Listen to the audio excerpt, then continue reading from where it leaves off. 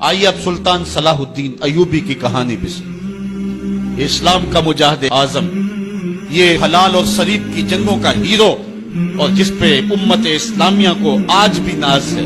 اس کے زمانے میں ریجینالڈ بدبخت ایک انگلستان کے شہزادے نے حاجیوں کے قافلے کو روک لیا اور ان کا سامان لوٹ لیا۔ انہوں نے کہا ہم حج پہ جا رہے ہیں، انہوں نے ہمارا سامان لوٹ لیا، ہمیں جانے دیں۔ اس نے دریدہ دہنی کرتے ہوئے کہا بلاؤ اپنے نبی محمد کو جو تمہاری جان چھڑائے۔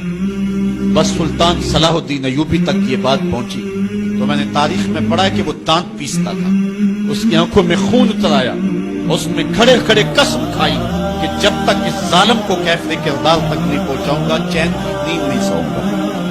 پھر پونے دو سال کا عرصہ آپ سلطان صلاح الدین ایوبی کی زندگی دیکھیں، جنگی مہموں کو ترتیب دیتا، دن رات اس نے ایک کر نیند قریب نہ آنے دی۔ جب نیند بہت زیادہ تنگ کر دی تو پھر وہ خیمے کی چوب کے ساتھ ٹیک لگا کے کھڑے ہو کر کے اپنی آنکھوں کی آگ بجھا لیتا، اور پونے دو سال کا عرصہ اس نے چارپائی پہ لیٹ کے نہیں دیکھا۔ پھر وہ لمحے آئے کہ اللہ نے اس کی مراد پوری کی۔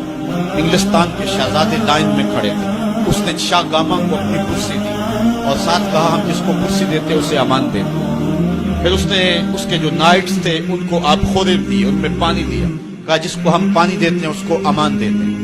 پھر جب ریجینالڈ کی باری آئی تو بادشاہ کی رگیں پھول گئی غصے سے، اس نے تلوار نہم سے باہر نکالی اور اس کی چھاتی پہ چڑھ کے اس کی گردن پہ تلوار رکھ کے اس کے ٹکڑے کرتے ہوئے کہا او کتے، تم نے کہا تھا بلاؤ اپنے نبی محمد کو، محمد عربی نے اپنا نوکر بھیج دیا۔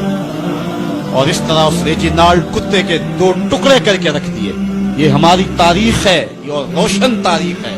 ہمارے اسلاف، ہمارے بزرگ اس دور کے شہنشاہ، اس دور کے بادشاہ اتنی جرأت اور اتنی عظمت رکھا کرتے تھے، اور آج ہماری کمزوریاں نے دشمنوں کو دلیر کر دی۔